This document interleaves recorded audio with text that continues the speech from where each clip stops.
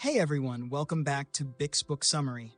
I'm Bix, and today we're diving into Women Who Love Too Much by Robin Norwood, a groundbreaking book that tackles the complexities of unhealthy relationships and why some women find themselves repeatedly drawn to partners who hurt them. If you've ever found yourself in a relationship where love feels more like pain, or if you've ever wondered why you keep trying to fix people who don't want to change, this book is for you.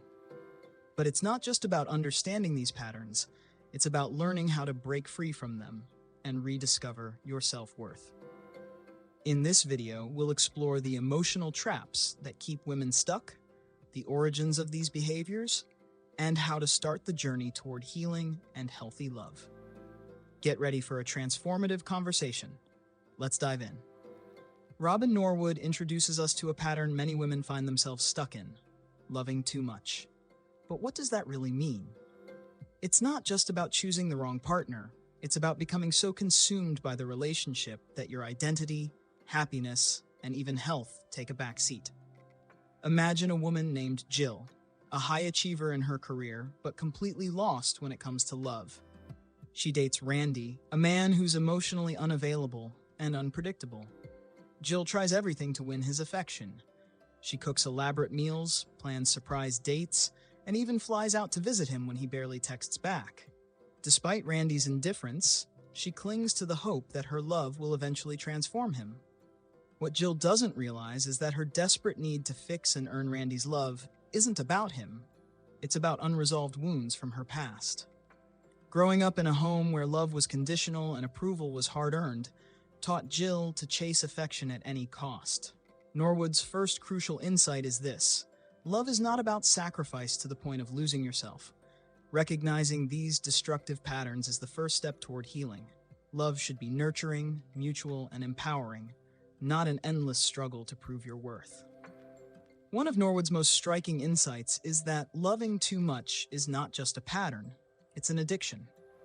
Just like an addiction to drugs or alcohol, this emotional dependency keeps women trapped in chaotic relationships, seeking highs and enduring lows, in a desperate attempt to feel validated. Take Trudy, for example. She's deeply entangled in a toxic relationship with Jim, a man who dismisses her feelings and takes her loyalty for granted. After every fight, Trudy clings harder to Jim, convinced that if she just loves him enough, he will change. The harder she tries, the worse the relationship becomes. Norwood explains that this emotional dependency often stems from childhood trauma.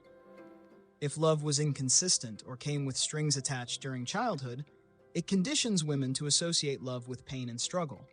As adults, they unconsciously seek out partners who replicate those dynamics, hoping to finally win the love they never received.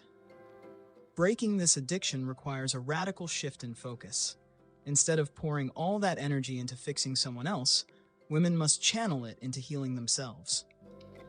Norwood makes it clear: recovery begins when you stop seeking validation from external sources and start finding it within. At the heart of Women Who Love Too Much lies a profound truth. Our childhood experiences shape how we approach love as adults. Norwood explores how growing up in dysfunctional family environments often lays the foundation for unhealthy relationship patterns later in life. Diane's story illustrates this perfectly. As a child, Diane's father was emotionally distant, and her mother was critical and demanding. In an attempt to win her father's attention and avoid her mother's disapproval, Diane became a perfectionist and a people-pleaser. Fast forward to adulthood, and Diane finds herself repeatedly drawn to emotionally unavailable men, believing that if she just tries hard enough, she can earn their love. Norwood emphasizes that these patterns aren't conscious decisions.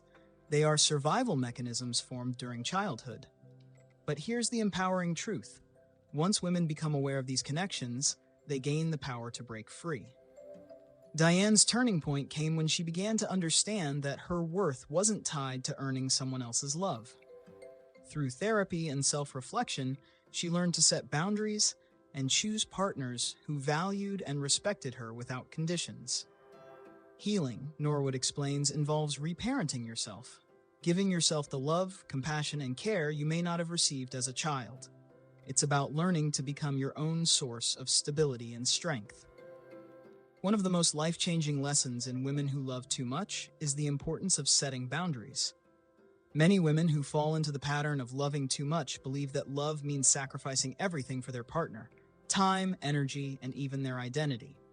But Robin Norwood makes it clear: love without boundaries is self-neglect. Norwood shares the story of Karen, a woman who was constantly at the beck and call of her partner Mark.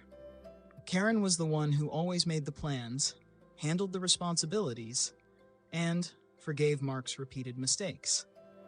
She feared that setting boundaries would push him away, so she kept giving more, hoping that her unconditional love would make him change. But it didn't. It only made her resentful and exhausted. Dr. Norwood explains that true love is rooted in mutual respect, and boundaries are essential for cultivating that respect. Setting boundaries doesn't push people away. It teaches them how to value and respect you. Karen's turning point came when she realized that saying no didn't mean she was being selfish. It meant she was prioritizing her own well-being. This shift not only strengthened her relationship with herself, but also redefined her dynamic with Mark. He learned to respect her space and contribute more to the partnership. And here's the kicker: if someone can't accept your boundaries, they were never truly invested in your well-being. Healing from the cycle of loving too much is a journey, not an overnight transformation. Norwood outlines a path to recovery that starts with one crucial step: shifting the focus from fixing your partner to healing yourself. Lisa, one of the women featured in the book, was deeply entrenched in trying to change her emotionally distant husband. She spent years bending over backward, hoping he would finally be the partner she dreamed of. It wasn't until Lisa hit rock bottom that she realized she had neglected the most important relationship in her life: the one with herself. With support from a women's group, Lisa began to reclaim her identity. She stopped making her happiness dependent on her husband's behavior and started rediscovering her passions. She went back to painting, made new friends, and built a life that didn't revolve around a man who couldn't love her the way she deserved. Norwood emphasizes that recovery involves several steps: acknowledging the pattern, seeking support, rediscovering your passions, and learning to love yourself without conditions. It's not about finding the perfect partner. It's about becoming the healthiest, happiest version of yourself. Lisa's story is a powerful reminder that healing is possible. It requires courage, commitment, and a willingness to put yourself first. Women Who Love Too Much is more than just a book. It's a lifeline for anyone who has ever felt trapped in a cycle of unhealthy relationships. Robin Norwood's compassionate insights guide women toward understanding the roots of their patterns and, most importantly, breaking free from them. The journey isn't easy, but it's worth it. True love should never cost you your peace, dignity, or sense of self. It's about mutual growth, respect, and joy, not pain and sacrifice. And that kind of love starts with you. If you're watching this and thinking, "This sounds like me," know that you're not alone and you're not powerless. You have the strength to rewrite your story and create a life filled with love that uplifts, not breaks you down. Thank you so much for watching this book summary on Bix Book Summary. If you want to support the channel, consider grabbing a copy of Women Who Love Too Much through the link in the description. I truly appreciate it. And if this video resonated with you, don't forget to like, comment, and subscribe for more transformative book breakdowns. Remember, love should lift you up, not weigh you down. Until next time, take care and keep growing.